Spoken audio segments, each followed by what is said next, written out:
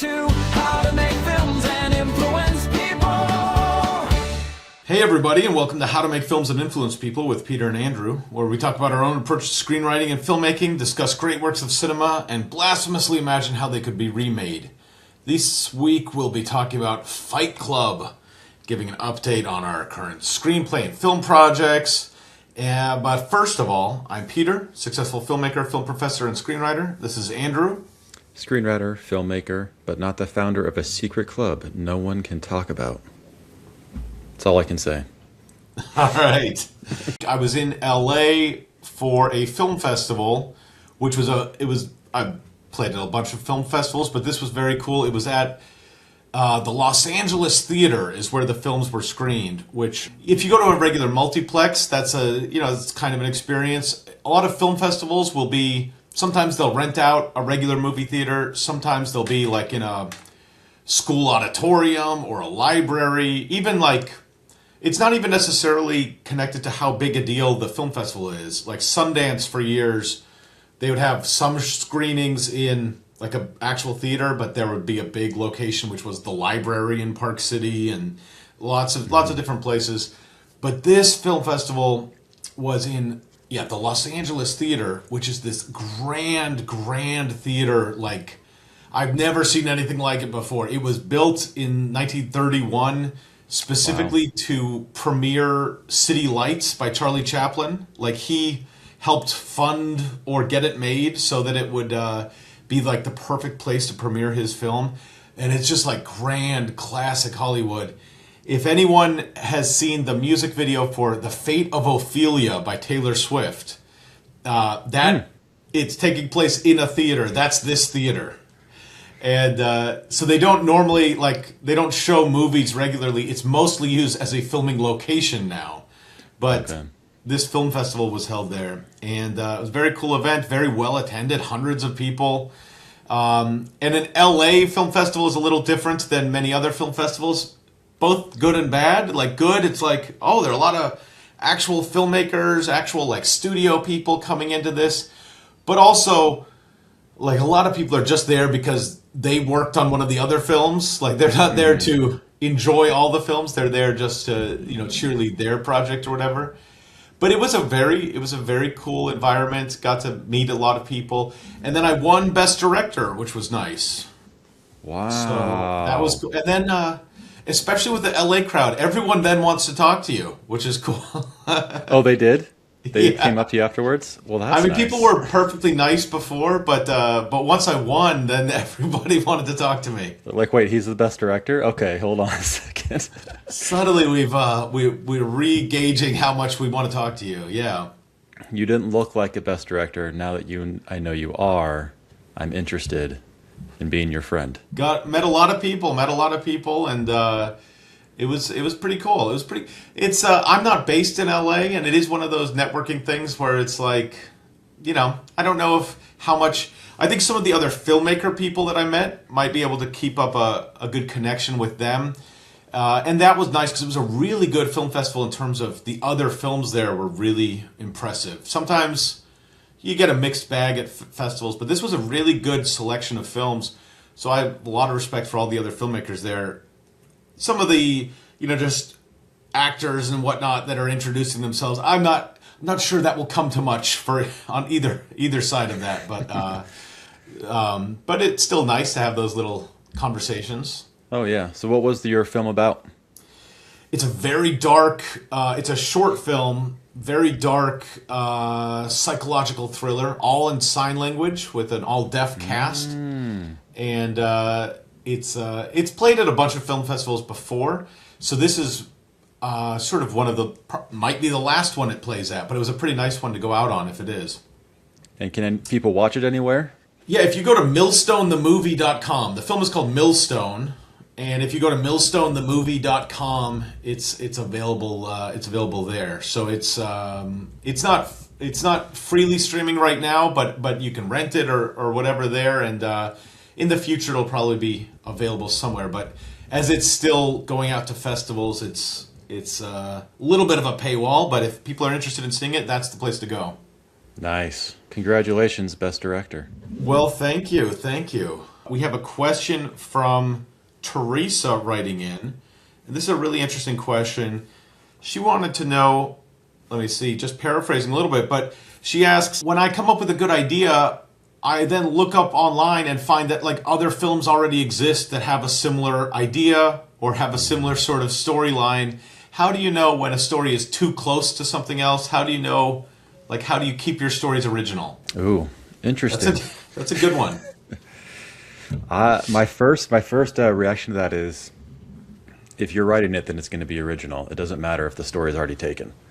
I feel like a lot of story ideas, like the basic premise of a story is, there's so many similarities between, a lot of movies. But the real thing that gives it the uniqueness would be your voice writing it. If you're just copying dialogue, then it's probably not going to be. But if you have think about it, you write it yourself. If it's written by you, then it has no choice but to be original, even if the story's been done before in a different way by somebody else. That's my first reaction. I don't know. What do you think? Yeah, I can see it going both ways. I think when people are critical of other people's work, they often leap too quickly to, I've seen something like that before. Mm-hmm. It's like, oh, okay, lots of things are similar to other things. That doesn't mean you can't do it anyway. But it is like when you're thinking of something, I guess it's a question of, I think you should be writing things where you have something really unique to say. And if you feel like you have a great, unique perspective that you're passionate about, even though someone else has told a similar story, I think that can totally work. And so I totally agree with you. I think sometimes people just are like, oh, this is a cool idea. I guess I'll write this idea. And if you don't feel like you're bringing something unique to it, maybe you think it's a cool idea because you have seen something similar and you just sort of are remembering that. That could be. Yeah, you see a movie and you're like, that's the best movie I've ever seen. I'm going to do my version of that. Maybe not the best way to go if you're just basing it off of a movie and not your own personal ideas. Yeah, I mean, I do think, though, that there's something to be said for even being inspired by other movies or books or stories, but like thinking, I watched this and I wonder, that writer or that director made a choice to go this direction from this premise. What if you took that premise but went in a different direction?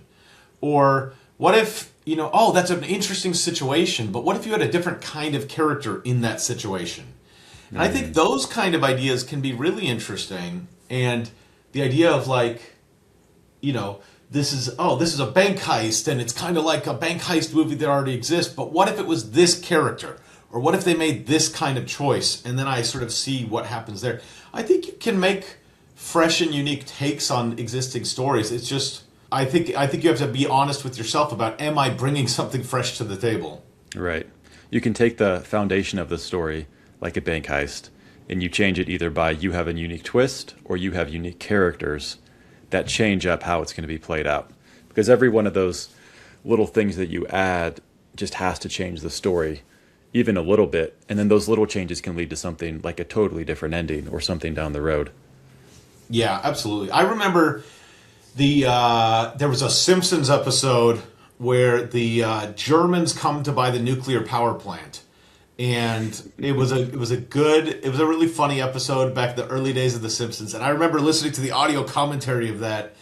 And if people haven't listened, I don't know if anybody listens to audio commentaries anymore, but The Simpsons audio commentaries are really good because it's the writers talking about the craft of writing. I think those are really good ones.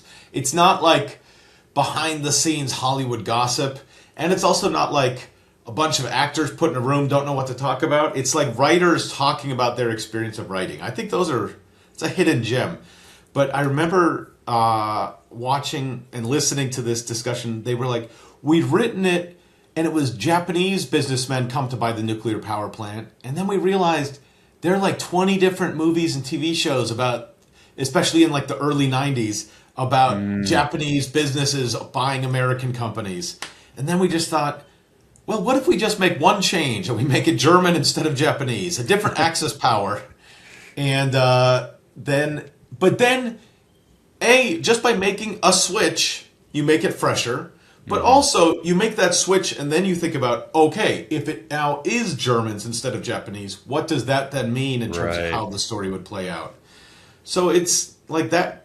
Really, just make a simple change, but a simple change that you then see through and like think through, like where would all the permutations come out of that? I don't think you should be too hard on yourself about this story already exists. I can't even touch it. I think you shouldn't nip it in the bud like that, but you should be thinking, what am I bringing fresh and original to the table? Mm-hmm. If somebody's going to buy a nuclear power plant, just make sure they're not Japanese or German. You should be good. That's our idea to you, the listener. Yeah. Just take that and run with it. Run with it. There's a lot of other countries out there. Maybe the Italians, also an Axis power. That's a good one. Yeah. There are a couple other lesser talked about allies in World War II, or not allies of the Axis. Anyway, we don't need to get into World War II talk. But great question, Teresa. Thank you for that, and keep the questions coming. We will try not to talk as much about World War II while we're answering your film questions, but no promises. No promises. What have you been watching? What have you been watching? Did you like it? Did you hate it? Did you form opinions about the people who made it? All right, so Andrew, what have you been watching? I watched this movie called The Straight Story, and this is on Disney Plus because it's a Disney movie made by David Lynch, and it's rated G. And so for a David Lynch movie, it doesn't feel like a David Lynch movie in a lot of ways, because this is very much a family-friendly movie. Like, you could watch it with all of your kids. And it's about a guy who, I think it's based on a true story, like 70-something-year-old man gets sick, and he wants to go visit his brother, who he hasn't seen in like 10 years or something, because they got in a fight, and he can't drive, so he takes his riding lawnmower and drives like 6 weeks or something just across the Midwest to go see his brother, and it's about his journey, and it's pretty funny in a lot of ways. There's a lot of kind of like good messages to it, and there's the one thing that did remind me of a David Lynch movie is the characters. They're very unique characters. He always does a really good job with like creating characters that you just haven't seen before or that feel a little different. And so this movie has that too. But other than that, this is a very straightforward movie with a very simple, sentimental message that's meant to tug on your emotions, that's meant to like be heartwarming. And I think it delivers on all of that. And I'd actually recommend this movie for anyone if you haven't seen it. Like, it's just a really good, solid movie. And surprising that it comes from David Lynch, but I mean, the fact that it's so family-friendly of it, without any like real twists or anything. So would really you say this is like the family-friendly remake of Mulholland Drive? That's what I was thinking when I was watching. It's like, this is the family-friendly version. He's doing our shtick before us. Yeah, he did it at least once. I don't know what made him do it. Like, why he thought, oh, I'm going to just do one movie that's just very straightforward movie. But I mean, he can do it. It was very good. It's interesting. I've mentioned before the film The Boss of It All by Lars von Trier, which was a comedy made by a very dark themed director. It's interesting when people, like, I do think on a career level, there's a lot of value in actually kind of picking a lane and tending to work in that lane. And a lot of people, especially when they're starting out, especially when you just want to be creative, you want to tell all kinds of stories, and I feel like that. But professionally, it really is the best advice to sort of find something that you like and you're good at and just keep working in that direction. I think that works best professionally. But it is then also so cool to see somebody do something different. Right outside their norms. Like when I watched... what was that Kubrick comedy? Well, he did the Doctor Strangelove. Yeah. That one just seemed... I would not have thought that to be Kubrick, but I guess I haven't seen it in a while. That does seem a little outside of his norm as well.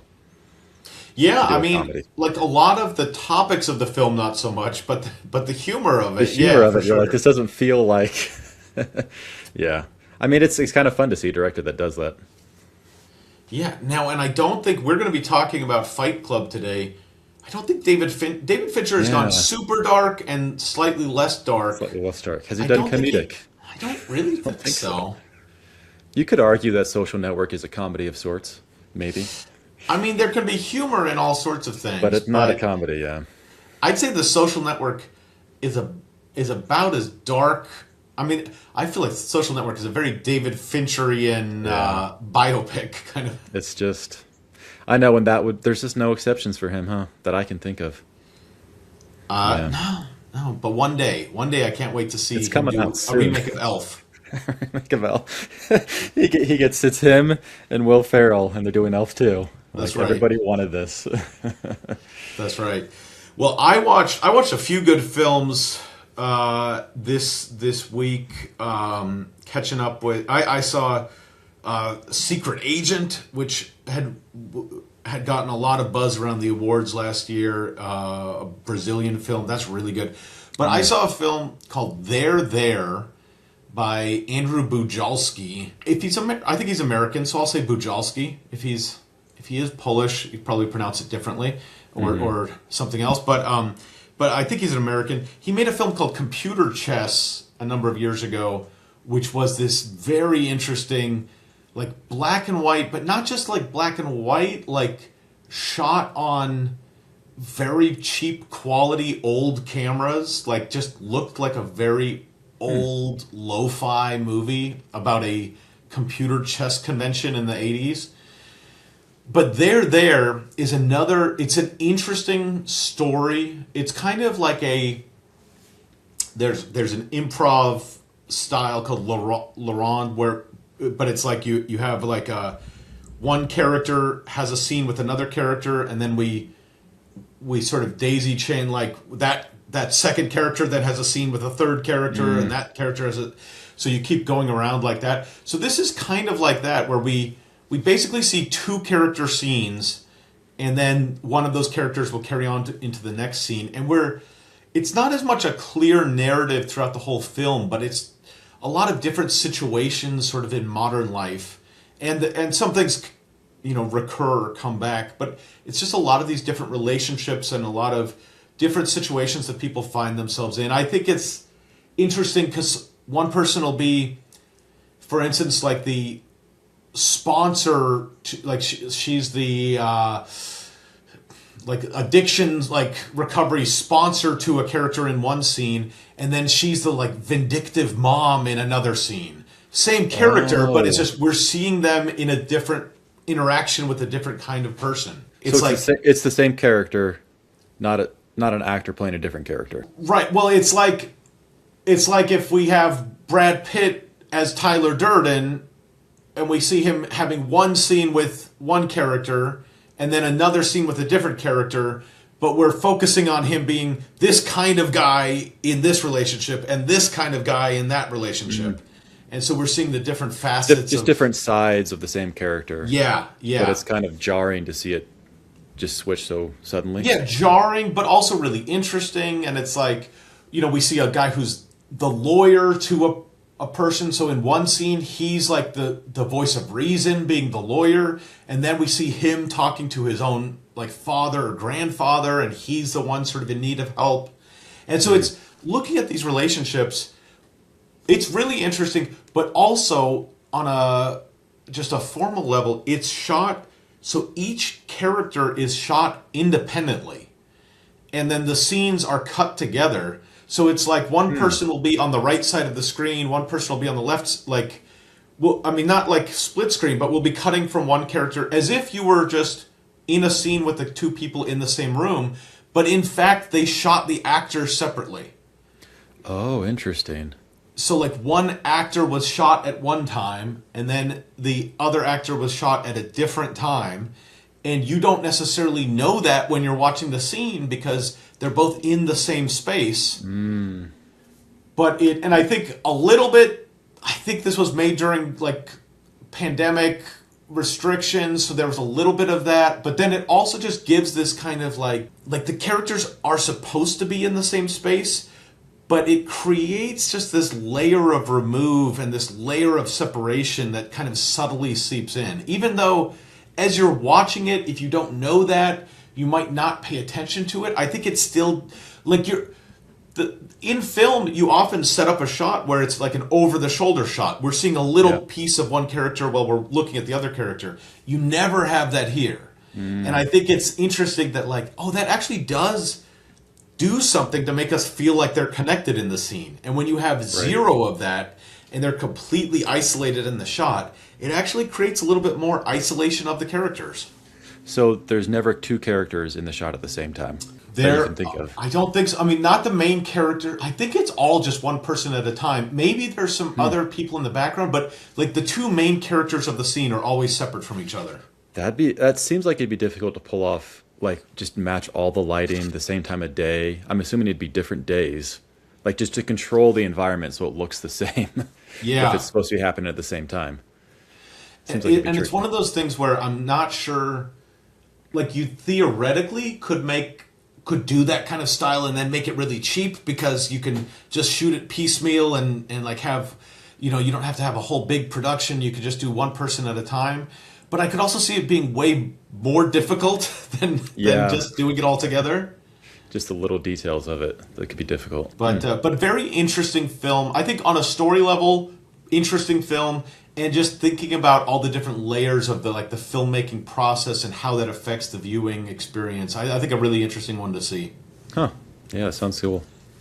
So there we have it. They're there. And The Straight Story. A Straight Story. The Straight Story. The Straight Story. So some interesting ones to check out there.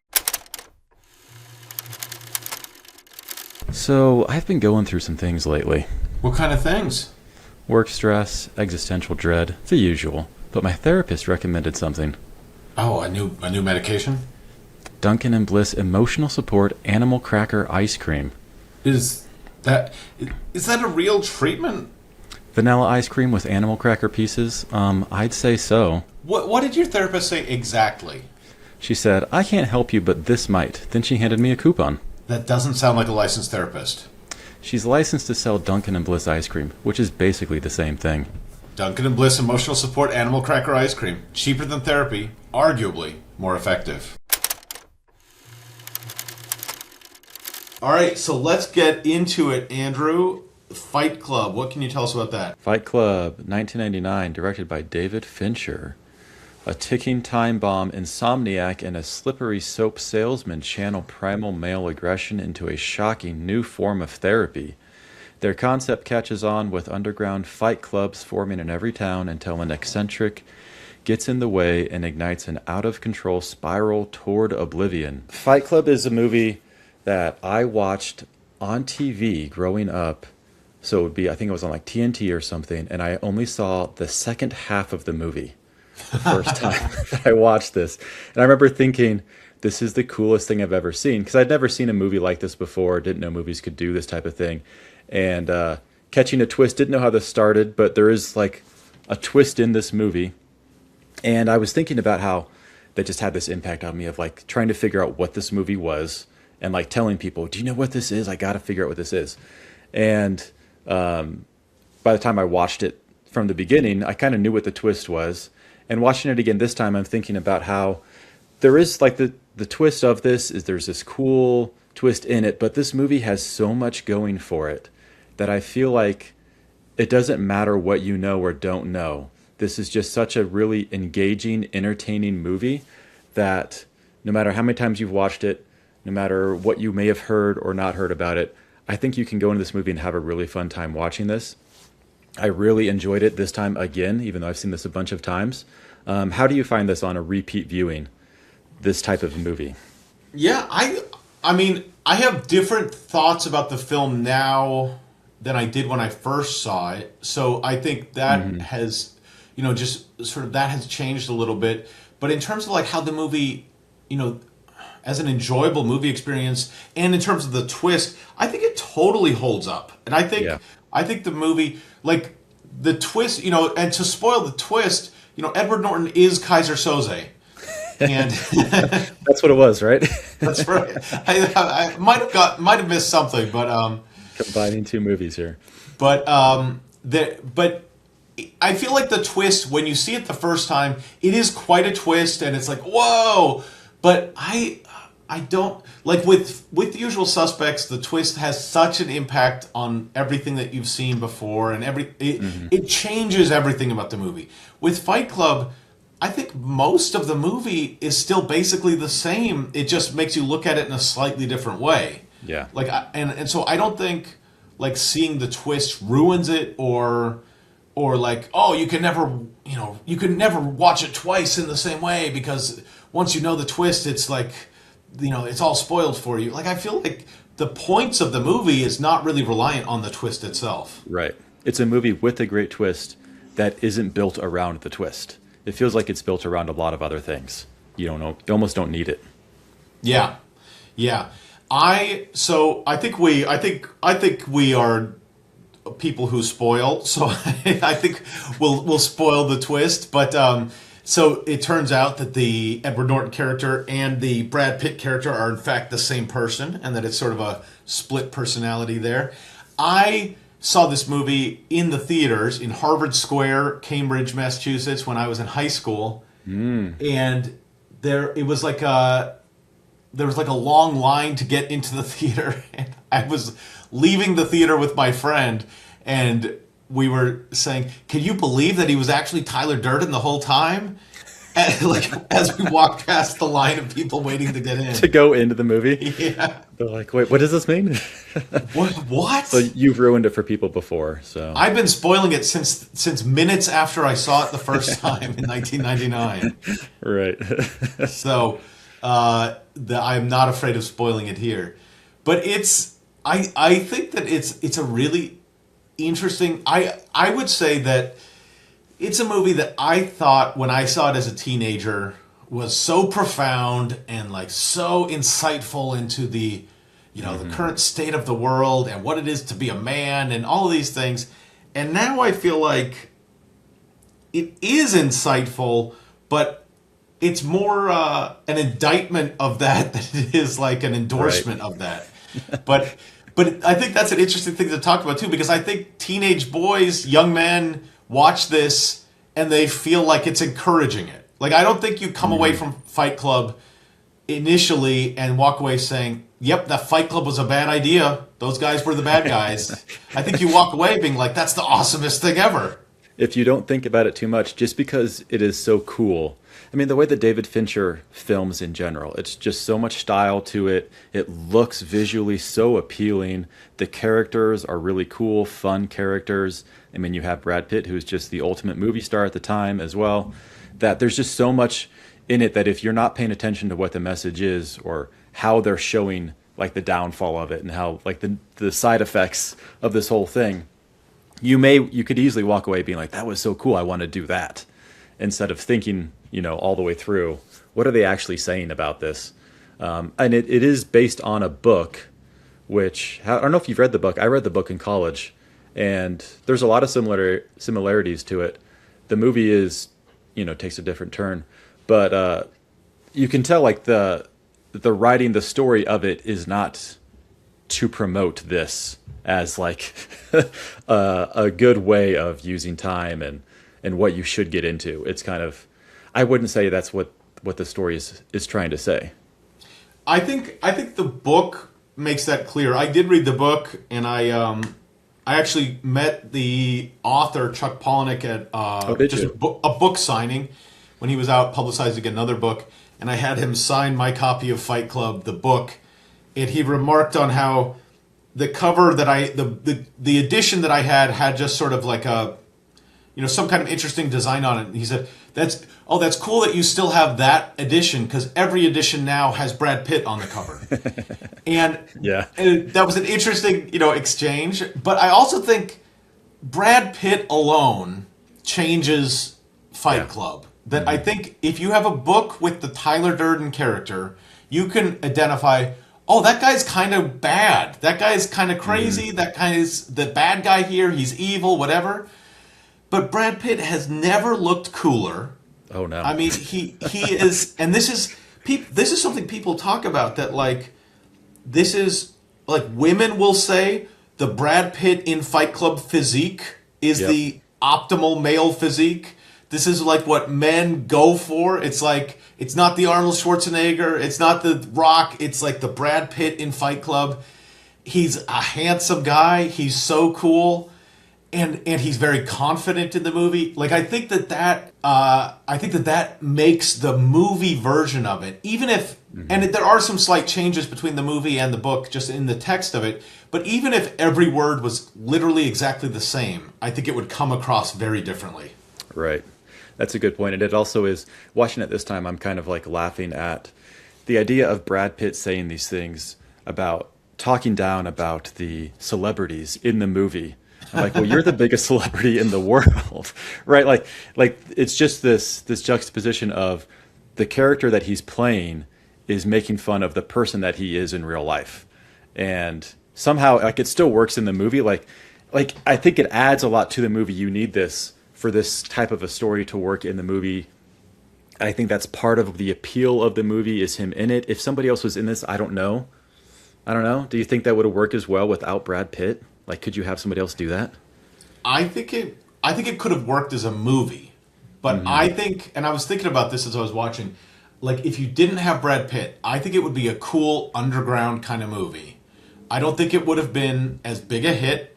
Yeah. I don't think it would have been as big a cultural moment, and I don't think it would have been as complicated, because I think you would have just thought, oh, he's the bad guy. Right. But there's a movie, I think it's called Choke. There are a couple Chuck Palahniuk movies, but I think there's a movie with Sam Rockwell, and Sam Rockwell is a great actor, very charismatic. I mean, and I think, but that movie didn't have the impact that Fight Club did, and I don't think people came away from like watching Sam Rockwell and being like, oh, we all want to be like him. And I think you easily could have had Sam Rockwell play the Tyler Durden character. Like, I don't know exactly age-wise exactly how that would have matched up, but like, if he played that character, he would have done an amazing job. It would have totally worked as a story. I don't think it would have had the same impact on the box office or on the teenage boys watching it if you had that kind of face, that kind of person playing that role. I think Brad Pitt, this is a case where the casting was such a big deal. Yeah, it really worked out. Because if you look like the dialogue of the movie, there's so much of this dialogue that is based on the book, is like the author just writing these phrases that are like these corporate phrases, and he sticks them in here, and these, he'll have the Edward Norton character say it, but it comes across like this ironic way, like the idea of like, nobody takes this more seriously than me, that condo was my life, and you're like, that's such a stupid thing to say. Or like, what is my ideal dinner set, or whatever. Like the idea of like, he's saying all these things that corporations say, which was a thing at the time, and then saying it, when he says it like seriously, it's so funny because you see like the distance you have between those things. Like, oh, that phrase is basically meaningless, and yet it's supposed to have meaning. And I think like the idea of this movie plays on those themes, on what it's saying, but when you have it looking so cool, being so fun, it's kind of hard to really think about it. Let you just kind of almost brush through it or blow it over to just focus on the really cool things that you're seeing, and not so much like the differences in what they're saying and what you're seeing. There's some really interesting juxtaposition there of like, we see the IKEA catalog come to life. We see all of these things, but then like what Brad Pitt is saying is also these slogans it's using this sort of perverse corporate speak, just twisted around. And it is funny the way that he talks.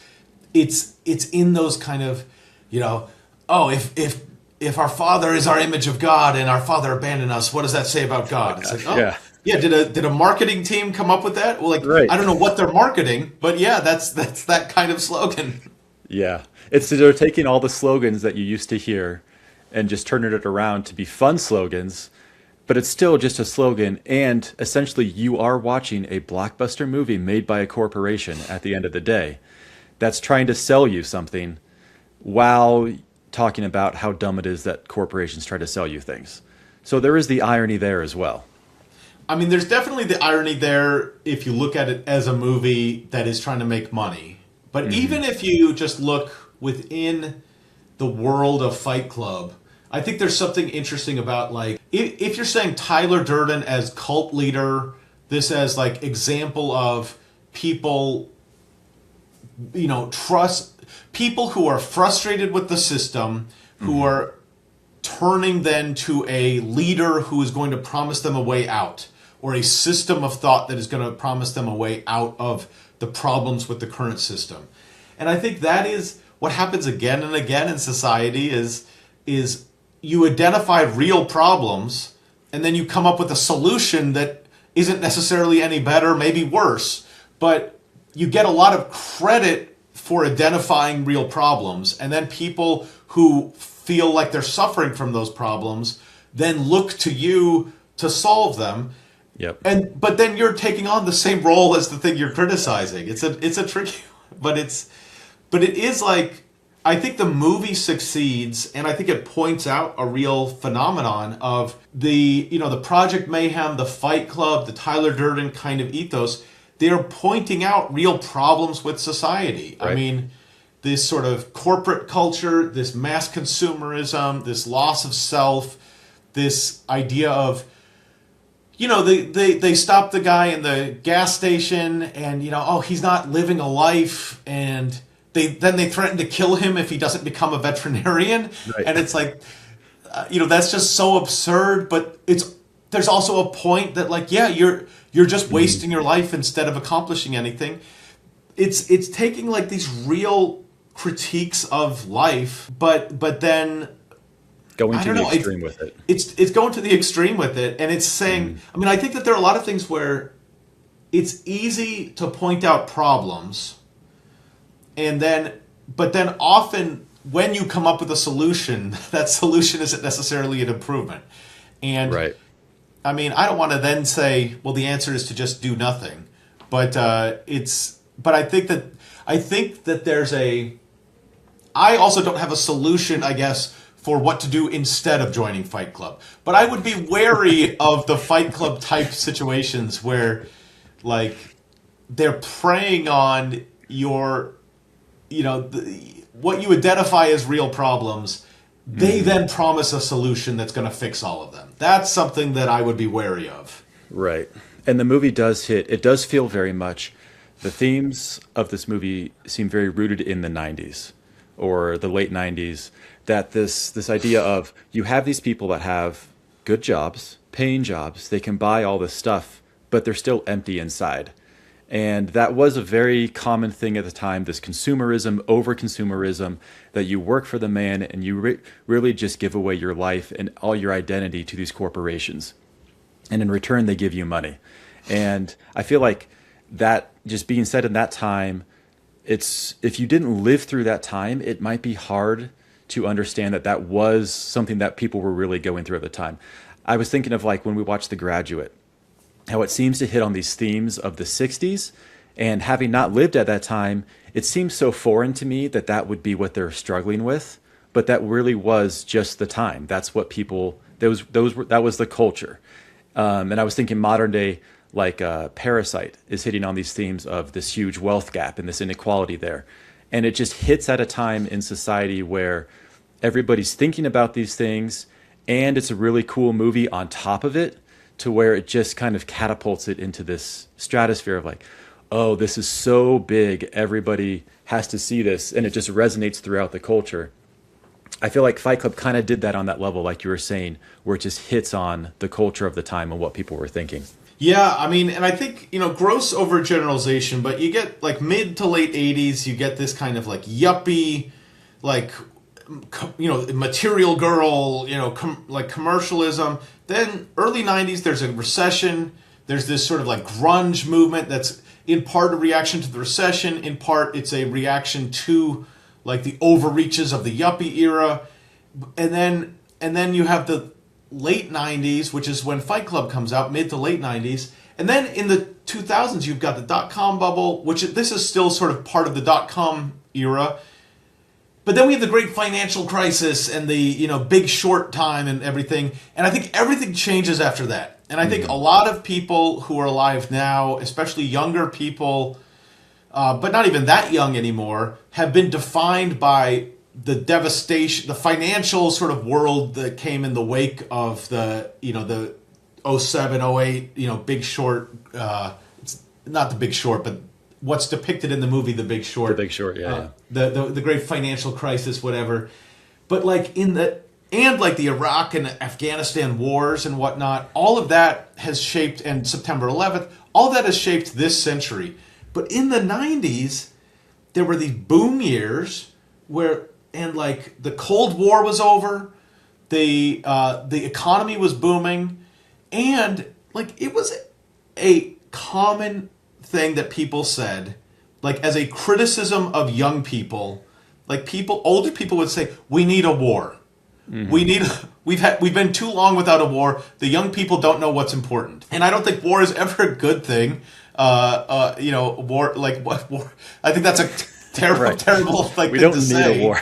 We don't need a war. Certainly don't need a war to teach young people what's important. But there was this sort of malaise in the late 90s of I guess we won. I guess we have no more worlds to conquer. Mm-hmm. Like we won the Cold War. We have lots of money. So what's life even about anymore? Right. And then there's a big wake up call in the years after. But I think that's part of, I think the idea that we need to be shaken out of our inertia doesn't make sense to a lot of people when they're already petrified of the AI future. Right. It's like we don't need to be shaken out of anything. We're already in terror. Yeah, these people are kind of being lulled to sleep. It's almost like there's so much apathy and just the attitude of just I don't really care. What is there to care about? And then it's well, how about you get hit in the face and then you'll feel something? And that's kind of the premise of I just want to feel something, anything. And that will be better than nothing. And that's kind of the catalyst. But like you said, if you didn't experience that, if you didn't live through that time, it might just be a very foreign idea that people could feel that way. Because right now it's just so much anxiety and stress. That life is punching me in the face. I don't need Edward Norton to punch me in the face. Why do I want to get in a fight when every day is a fight? Yeah. Yeah. So what do when you watch the actual fighting in Fight Club, does that look, and is it different now than before? Does it look cool? Does it look this is men really being men, and this is an exciting way of bonding? Does it look like this is torture porn? This is this is right. Just brutal violence? What's your takeaway from the actual fighting? I don't think it's possible for Fincher to film something and it not to look good. And I think that's if it wasn't him, maybe this fighting wouldn't, but it just looks so good. Even those fight scenes, it's so bloody. There's a sense of especially some of those fights where he just goes all out and he kills, is it Angel Face or something? Where he beats him up. He doesn't kill him. Yeah, he just beats him up to where you're oh, is he dead? And that's a little, gruesome. But even that looks pretty cool. It's so stylized. I would not say that it makes me want to start a club and fight people. But having been in combat sports growing up, I remember the feeling of, I did wrestling growing up, the feeling of getting in these fights or being scraped up, getting a black eye, that there is something to that I haven't felt in a long time.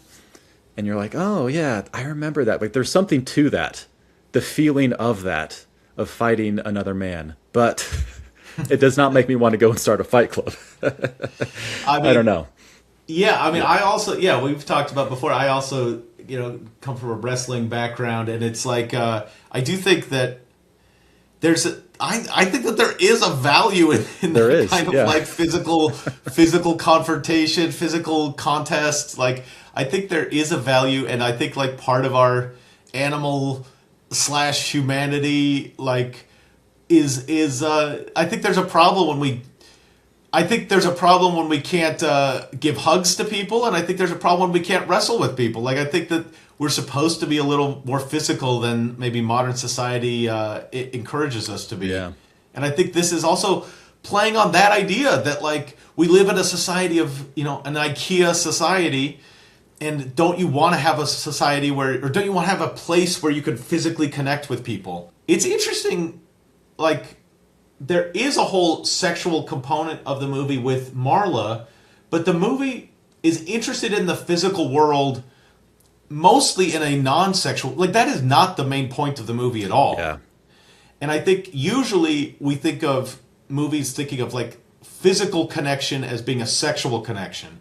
And I think that's a much smaller part of this movie, and it's much more the physical connection of... In this movie, it's really... I guess coming from a wrestling background, I don't know how I would feel if I came from boxing or kickboxing or something like that, but wrestling I feel like is a lot more controlled than Fight Club. But there's something to that kind of connection with another person, that contest and that closeness, even though it's a zero-sum game, you're trying to defeat them. Like, there's something to that connection that I think is a part of the human experience. Right. And there are rules. You tap out. And like that, you can tap out at any point you want to. You just have to fight. But it is interesting that dynamic with comparing that to his relationship with Marla, where it's like the Fight Club is his whole thing. That's what he cares about. And the Marla thing is this side thing, it almost feels like. Like they're saying the physical fighting with his boys, with the men, that's what is really important in his life, and not with the women. And they say this multiple times, how, you know, are we sure another woman is what we really need in our lives?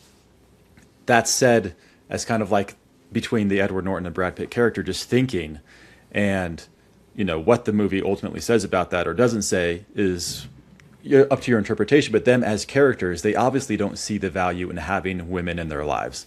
And so they kind of take that to the extreme of what if it was just all these men? And what would that end up looking like? Turns out it's pure chaos, but it's fun. So would you say that Fight Club is a sexist movie? Maybe because it's saying, like, women at the very most are just sort of like on the sidelines and really like real life is happening with other men? Or is it an indictment of that kind of sexism because it's like men, you know, aside from what women need, men need women in their lives because men alone will just destroy each other and destroy themselves. I think there's an argument that both points are made. And that's kind of what I like about this movie, is that I do feel like you can argue so many different points. Like you could say it's saying this and it's saying this and it's saying this. It contradicts itself just throughout the whole movie. This whole movie is a series of contradictions of what they say and what they do, how things turn out and how they talk about how things turn out. It's all so contrary to each other that any of that, I feel like you could come away thinking the movie is saying. Yeah, I mean, I think it is one of those things, again, just with the overall message of the movie, that I think it's an indictment of that kind of male-centric, like, if you think that you can have a society of just men, it will turn into chaos and mayhem and destruction, and it will produce nothing fruitful.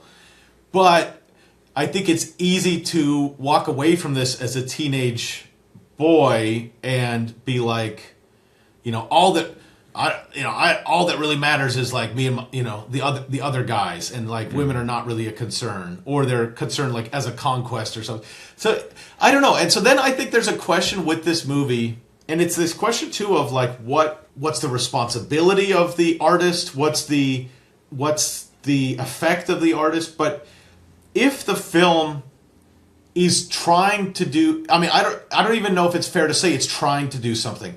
But if you're saying that like David Fincher or Chuck Palahniuk or Edward Norton are trying to make this as an indictment of this kind of approach to life, if it has the effect of encouraging men to do that, like, is that a problem? Is that a problem of the movie, or is the movie not at fault for people being too dumb to understand what it's really saying? Mm-hmm. Well, when we talked about before with 2001, you know, how much of the creator, like the director of the movie, his vision of this, how much does it actually matter? Ultimately, what he thinks it means, does that even matter at all? And with any piece of art, really, does it matter what the creator of the piece of art intended? Does it matter what they say it means? Or does it matter what you as the audience or the consumer of the media, of the art, does that matter more? And I think that's the ultimate question at the heart of this movie. Because I feel like you could probably get different answers for everybody involved. And for everybody who watches this, depending on when you watched it, how old you were, how many times you've watched it. And just watching it now, I think of it differently than I did the last time I watched it. And so I think it changes. Maybe it says more about you as a person than it does about the art itself. Or maybe you could argue, that the creators of this, they're pushing an agenda that's harmful for society. But again, is that your opinion as well? So I don't know where you come from, why you think that way. Yeah. I mean, and I think one other aspect of it is, like, I watched this, I saw it with my friends in high school, and just guys, but like we all really liked the movie, and we kind of bonded over that, but we didn't then create a super bloody fight club like Right. it. But I almost think that, like, if you think about it, it's probably not going to lead people to start fight clubs, because that's just kind of, it's too elaborate and crazy. Like, how would that even work? Right. But it is raising interesting questions. It's saying, like, oh, I'm probably not going to just start punching people in the face, but, like, the idea of having a club that I get together with, like, maybe that is interesting. I don't know. So maybe it also raises, like, maybe I don't want to just live this empty, vapid, consumerist life, and I do care about some of these things, even though just innately, like, there are too many hurdles to actually doing Project Mayhem and forming a fight club, that maybe people in actuality come away with a positive, improved look at life, just because they're not really going to go through with the most negative parts of this. Exactly. That fear of, like, people starting fight clubs, I don't know that ever materialized. Even in 2000, I don't know that was ever a real issue. But I do feel like every time I watch this, the idea of this anti-consumerism theme really hits me. And that has kind of stayed the same. I remember having, in college with my friends, we all liked this movie. We had the quote on our wall of, the things you own end up owning you, or this is your life and it's ending 1 minute at a time. And, like, those ideas, we liked those as, like, a theme of, like, living, of, like, just catch yourself against the consumerist, or are you actually living the life you want to live? And those ideas are just, throughout all of history, I think they can resonate with you. It's just in this time and place, the culture at the time, it was able to be played out to this extreme that no one, I mean, I can't say no one, but most people are not going to play it out to that extreme. But that's what movies are good for. Movies can take something you would never do in real life, take it out as far as it can go, be as extreme with it as possible, see where it ends up, the consequences of doing that, and you can say, okay, yeah, I lived vicariously through this movie, but in real life, I'm not actually going to do any of that. But it is kind of fun to just watch it happen, watch it unfold. Yeah, absolutely. I mean, and it is seize the day. In many ways, it's not that different from Dead Poets Society. Right. This is the violent remake of Dead Poets Society. They had the 90s version of it. Another point, and we'll wrap up shortly, but another important point about Fight Club, though, just thinking about the idea of, did people form fight clubs? I think a really important part of what the Fight Club actually is, which might go, anytime there have been any kind of fight club that actually exists in life, I think it's quite different from this, because the point of the Fight Club is for the fighters. Like, within this movie, it's all about the people fighting. And everybody else there is supporting the fighters, essentially. They are there as sort of this brotherhood, like, watching and supporting the fighters. In real life, how this usually would play out is people would be either cheering them on, like, people would be placing bets, or people would be paying to watch the spectacle. But so, like, it would be about the spectator, and it would be about the commerce you make based on the fights. There is something sport, about this that MMA. Is pure. Yeah. I mean, MMA. If you break MMA down to just the competition, I think there's something like that's different from MMA as a sport that people are watching and betting on, and paying money to watch at.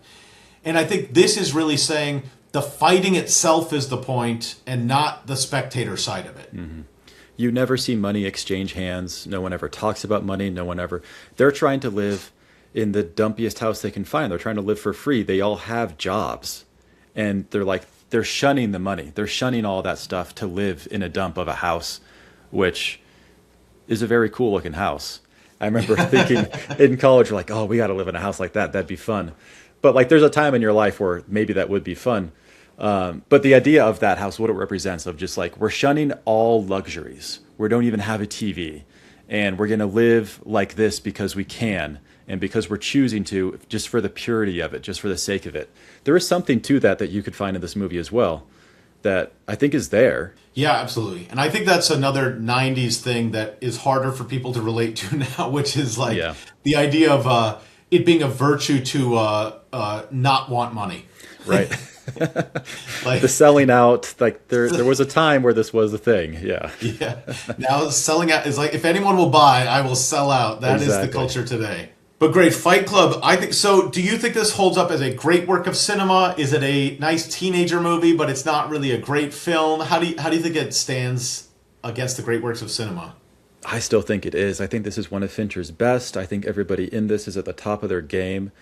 I remember this being my favorite movie for a long time. And still when I like watch a good movie, I'm like, oh, that was one of the best movies I've ever seen. Then I'll think, but is it better than Fight Club? Because you always have to ask, because Fight Club is such a good movie. So I think it holds up. I still really like it. I still like a lot of the themes. I like how it's done. I know it's not for everybody, though. There's just no way that everybody's going to like this one. I think that not everyone's going to like this one. But I think, I don't know, maybe it's the male Jane Austen. It's like... That could be what it is, yeah. It's like any reasonable person should be able to recognize there's something really smart going on here. Just like... Yeah. If you see, a good Jane Austen film, like Pride and Prejudice for men, that's what this is. Yeah, a man should be able to. Anybody should be able to appreciate there's something really good about Pride and Prejudice, even if it's not your bag. It doesn't speak to you. Right. And I feel like you could say the same thing for Fight Club. Yeah. And I did see an interview with Brad Pitt before the movie came out. He said, "I'm making this new movie with David Fincher." And it's about these guys who form an underground boxing club for troubled youth. And then there's some twists. That's the way he pitched it, huh? Like, okay. I emphasis on the twists from that starting point. Right. Media trained. That's what he has to say to the media to pitch this movie. So How would you remake it if you had to? If the studios backed the truck up and paid you, what would you do? So now, if we were going to remake Fight Club and we were going to make a family version of Fight Club, how would you do it? yeah, very difficult. This is not at all family friendly from moment one, really. There's nothing that you're going to watch little kids to see this. But I was thinking with, if you keep the name Fight Club, and so you change what the Fight Club is. And I was going back to kind of mixing this up with Dead Poets Society, how they have this poetry club. What if you had like a philosophy club where you would go in and these boys would come and they'd meet together and they would do like debates in a way. So the fighting would be with your words, and you get like different philosophers, like a Dead Poets, so like Dead Philosophers Club or something. But you call it Fight Club because you're getting in debates with people. And that was like the thing where they're learning. It's kind of more uplifting. They're kind of youth doing good things with their lives instead of going off and causing mischief. And you're learning about history. And there's an element of this fighting that maybe helps them later on in life and keeps them out. I don't know about the twist. There's probably a way where you could have the guy have narcolepsy and not realize that he created the club, and that could be a fun twist too. Like, there's no way. You don't have to keep that out of a family-friendly movie. But yeah, I was thinking something more like you're almost mixing Dead Poet Society and this movie together in a way. Yeah, I think that could work. I was thinking like of keeping with the fighting, but I was thinking of like it's a wrestling team or it's a karate dojo, something like that. But almost like the Karate Kid in a way, where, but sort of like we have a main character who is it's like the Karate Kid meets Mean Girls. Like you have, I'm in. Like it's like you're trying to sort of like make it in the school, in the culture, and you get disillusioned with all the actually Karate Kid meets Mean Girls, because like in Mean Girls a big part of it is I don't fit in, but then I'm going to really try to fit in, but then I become a person I don't like. And I think if you move that up to the first act, and we sort of get into the first act of joining this karate dojo or wrestling team or something, and seeing instead, this is actually a connection that I'm making with people in a different way than the sort of like who's cool, what's commercial, like kind of approach to life. I'm thinking this is like high schoolers, something like that. I think this idea of it's not about what you're wearing, it's not about like how cool you are, it's about sort of what you bring to the mat and like putting yourself out there. And I think you could have something like a Tyler Durden character, not as extreme, and I guess I wasn't thinking about like the twist so much, but I think maybe somebody who's like kind of a mentor figure, but then somewhere in the second act, maybe at the midpoint or maybe later on in the second act, where that character, they get in big trouble or some secret comes out about them that like our main character realizes, I can't just look up to that person as a true mentor. I have to now take what I've learned from them, but now make it even better because that person had their own faults. Right. And I think that could be a nice lesson for the youth. Yeah, I like that. In a high school and you have like a real sport with rules and stuff. Yeah. That's a little better for a family film. I think you could do something like that. Yeah. All right, what about the no budget version of this? How would you approach it? Yeah, feels like a big budget movie, fairly big budget. I was thinking if you could keep this ideally to 1 or 2 locations. So I was thinking of having the bar or the club or whatever where they have the fights in the basement. If the owner of that was the Tyler Durden character. And so in the day, he is the owner of this restaurant or bar, and he sees all these people come in, and then he goes, like during the day, he goes down, he's like, why is there blood on the floor? Like, what is going on down here? And he doesn't realize that he has these 2 personalities, and that at night he has this club underneath the bar. And so these people who come in and they talk to him and they say weird things, he doesn't get it. But you could do a very similar style of just not realizing it, and maybe he expands to he owns like 3 restaurants or something, and that could start expanding. But I do feel like you could keep the kind of the heart of it while keeping it very contained into just 1 or 2 locations. You'd have to cut a lot of the fun side action that makes this movie, but I think there's something there.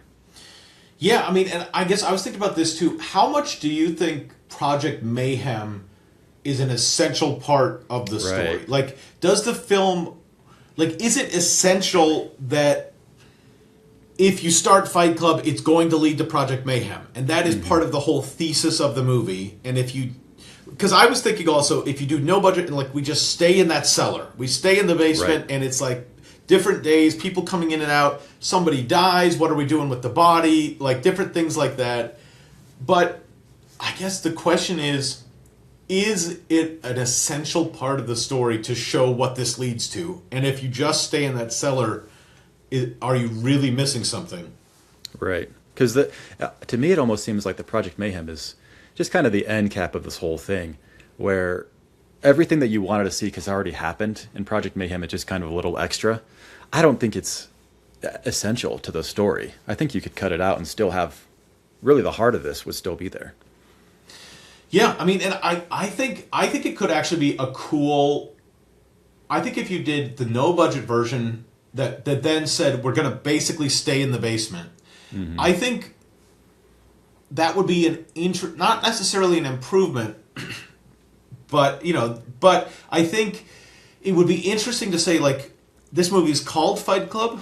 It's going to be 100% in the Fight Club, about Fight Club. We're not seeing all the. I mean, maybe Marla is here, maybe she's coming in, but it's all going to be in the club.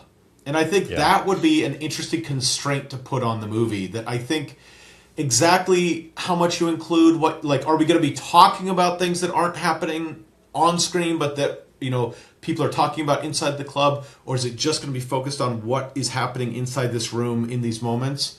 I'm not sure, but I think that would be the way I would approach it, and I think it could be interesting. Yeah, and that reminds me of, like, if you think about this movie as a whole, it really isn't about Fight Club as much as it's about Tyler Durden, the character. Like, it's the Edward Norton character. This is his movie, and Fight Club is just kind of part of his life, but it's really the focus is on him as a person. The characters that are even in Fight Club are very much secondary to who he is. So if you were to just make it actually about Fight Club, that could be a different change. You'd have to change a lot of things up, and you could drop a lot of the outside stuff that is so much of this movie. Yeah. There are two movies that I think of. I don't know if you've heard of or seen either of them, but there's one called Wake in Fright, which is an Australian movie where this teacher goes to the outback, and it's this weird little creepy town in the outback, and a whole bunch of stuff happens. They're weird people. They go hunting kangaroos, which is like you're not supposed to, and it's this whole degenerate thing. But then there's a game that they play like in the bar that's like this weird coin flipping game, and there's something about like that kind of like, we are bringing people into this space and doing this weird activity, and there's a creepiness to that. There's like we're creating our own world of that. I think that's really, it's interesting, because that's what Fight Club is doing in this cellar, in this space. There's another movie called 13, I think it's called 13 Samedi. It's a Georgian film. They remade it in the U.S., and I think it's just called 13 in the U.S. remake version. But it basically, there are a couple scenes that take place elsewhere, but it basically is all in one room where this whole group of men are playing Russian roulette. But they're all like standing in a circle, pointing guns at each other, and sometimes there's a bullet, sometimes there's not a bullet. And then the winner wins an enormous amount of money. But like the whole movie is basically in that room. And there's a tension. I just think it's a super tiny sub niche of movies, but like this kind of like, you've invented some kind of game or some kind of situation that's taking place in this one contained location, and then we really just want to see that play out. Yeah. And I think there's probably a reason why there aren't more movies like that, but it is an interesting thing to explore. Yeah, that could be the way to do it. Okay, so finally then, the TV version. How would you do this if you were going to do an ongoing series or like a 10-part Netflix series? What would you do for this? I think if you can get David Fincher, who does seem to do TV. He did Mindhunter. He did Mindhunter. He's doing the new Once Upon a Time in Hollywood, Cliff Booth with Brad Pitt, right? Isn't that going to be a TV show? Yeah. So he likes doing TV. So I think if you can get him, I think there's actually a lot of potential. At first I was like, there's no way. But thinking about this, there is so much of this movie where these side situations are so interesting. Like if you had an episode, if you're making a TV show, have an episode where you have Edward Norton at work. You have one where they do that like catering service. That whole thing seems like it could be very interesting. The thing where they have Raymond, they pull him out of the gas station and they put the gun to his head, like, if you don't go and become a veterinarian. And at the end of the movie, you see like on the back of the door, there's tons of the driver's licenses that they have. That could be a good episode. And like following up with multiple people they've done this to would be really interesting. And then like the other, like the movie projection job would be an interesting thing. What is Marla up to? Also the groups they have for the people with cancer and all that. I just think there's so many rich details in this movie that I would be easy, and I think it'd be fun to just explore those a little more and just slow the story of the movie down to explore the world around it. And I think it would be fun to like have a first season end where this movie ends, and a second season would be really interesting to see, does he get away? Like, how does he end this thing? The cops are on his side. I'm sure, he could probably get away from the cops if he wanted to. Where does this end up going? I think there could be something interesting to like the aftermath of all that, how the movie ends. But yeah, I think you could do, with the right people involved, you could do a TV show. Yeah, I think you definitely could. I think that would be interesting. The one that I had on a TV front slightly different was one thing that we never see. I mean, so this would be a change, but we never see outside of this really. And I was like, what about the investigation of what's going on? Yeah. Like if the police are looking into all of this stuff going on, it could be interesting that if you were going to turn this into a TV show, like if you had you've got Tyler Durden, but you've also got Edward Norton, and then you've got the police side of this, and then how is Edward Norton going in between like what he owes to Tyler, what he like cooperating with the investigation, but the people don't, the investigators like you could have a lot of interesting drama of like he's trying to report on Tyler, not realizing yet that he is Tyler. Like you could be playing on different parts of that. I think that would be a way of introducing another aspect of what surely would be part of the world of the of this story. There must be some kind of police investigation. I mean, I guess the Fight Club people are to some extent infiltrated the police as well, but like I think that could be a bigger part of this, and then just seeing how that all plays out. I think that could be an interesting thing to see in a TV show. Yeah, expanding more on the detective side, that would be interesting. I'm sure there'd be some fun stuff there. And if you had a detective who was coming in, a sort of pure detective, but then discovering that a lot of the police that he's working around are in fact involved, like that would be an interesting bit of drama too. It'd be fun to have a cop get really close, figure it out, and then actually join the club. And then you have to go in a different club. A different cop has to then figure that out. You could do a lot with it. Would any of these be better than the movie? No, not better than the movie. But the TV show I'd be interested in seeing if David Fincher was involved. I'd be open to that. Yeah. That'd be fun. I'll pretty much watch whatever David Fincher wants to make. Whatever he's making, I'm in. I don't know if I'd want to act in his movies. I think he's pretty brutal on his actors. But, for some reason, he hasn't asked me to.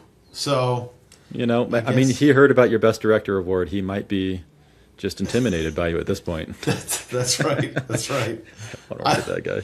I did, as I was flying back from LA, I saw The Office where Andy Bernard is talking about not knowing whether he's gay or not, and he's playing out this whole scenario of if Brad Pitt was hitting on him and then persisted even when Andy said no, would he eventually give in? Give in. You think that Brad Pitt would keep going even if you said, okay. Let's just in play that this scenario, out. Yeah. I don't know how that would go. But, I would say rarely in film has somebody been as cool as Brad Pitt is in Fight Club. And it's such a weird movie for somebody to be so cool in. Oh, It's an interesting one. It's almost like a comfort movie for me at this point, which is kind of a weird thing to say. I'm just going to go watch Manchester by the Sea again. Right, yeah. This is a little more fun. But, no, this is a lot more fun. I did have one last question before we end. Based on a question in the movie, if you could fight any celebrity, alive or dead, who would you fight? They said a few different people. He said Gandhi. He said William Shatner. Yeah. Who would you choose? That's a good question. You want it to be a good match. You don't want it to be over too quickly. But you also don't want to lose if you can avoid it. Right. One of them said Abraham Lincoln. I think he'd be really tough. Tall and lanky. I bet he would be tough. Yeah. Back in the day. Yeah. I wouldn't want to go against... Yeah, go ahead. Who would you say? I was thinking of a couple. I think Brad Pitt would be a good one. I think you got to choose Brad Pitt if you can. Also, Jimmy Stewart. Don't you think that'd be a fun one to fight? I wonder how he would be. I have no idea. I mean, he was in the army, so he was in the army. But... He plays all sorts of characters. I don't know. I think that'd be a fun one. I might choose him. That's a good one. If I had to choose a celebrity. Say, I wouldn't fight Putin. I think he would probably beat me, even with even in his 70s. I think Putin might be a little tough. He's got some experience. I'd go with Stalin. I think I could take Stalin in a fight. I think that would be a fun one. All right, there we go. Stalin. Nobody's choosing Hitler. Is that? I feel like you could probably beat him. I feel like I could beat him too easily, but he'd probably cheat, and it's just a little unseemly to even go down. I wouldn't even want to be in the ring with him. Yeah, you don't want to be near him. That wouldn't. Don't want to be near him. I think that'd just be gross. But I think Stalin. Because then you'd be known. But you'd be known as the guy who beat up Hitler. Like you don't want that on your Wikipedia. I don't want to be in the same sentence. Yeah. The guy who beat up Putin, that'd be fun. Yeah. If I could take Putin, maybe in a few more years I could take on Putin. So, listeners, let us know who you would fight if you could fight any celebrity, living or dead, any Russian leader or otherwise, or movie star of the silver screen. But Gary Cooper. Gary Cooper would be a tough one. Ooh, yeah, another good one. There we have it. Thanks for listening to How to Make Films and Influence People. You can check us out at howtomakefilmspodcast.com, and we'll see you next time.